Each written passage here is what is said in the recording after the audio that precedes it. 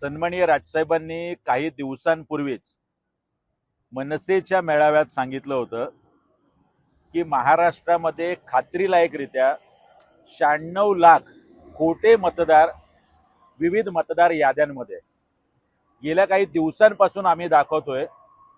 नाजमीन काझी या नावाने मतदार आहे आणि राहण्याचा पत्ता आहे सुलभ शौचालय.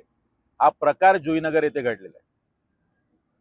सानपाडा पाम बीच रोड या नावाने 250 मतदार आहे आणि आज निवडणूक आयोगाची अजब गजब की दुनिया या पद्धतीने चक्क नवी मुंबई महानगरपालिकेचं नेरूळ येथल्या निवासस्थानी आयुक्त निवास या पत्त्यावरती 150 मतदारांची बोगस नोंदणी केल्याचं यादी भाग क्रमांक 300 बेलापूर विधानसभा येथे आढळलं.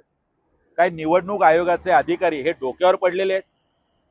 स्पष्ट दिसतं ही सकाळी काढलेली प्रिंट आहे, याच्यात कुठलाही बदल नाही. हे मतदार वगळले जात नाही, यांचा थांगपत्ता लागत नाही.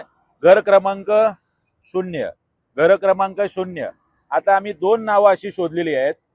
मुलाचं नाव सेम, मतदाराचं त्याच्या वडिलांचं नाव सेम.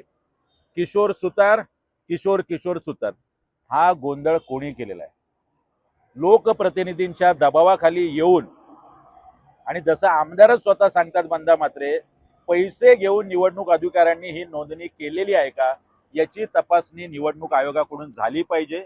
आणि जोपर्यंत याचं शुद्धीकरण स्वच्छ होत नाही तोपर्यंत राजसाहेबांनी घेतलेली जी निवडणुका घेऊ नका ही या भूमिकेवर मनसे म्हणून आम्ही ठाम आहोत.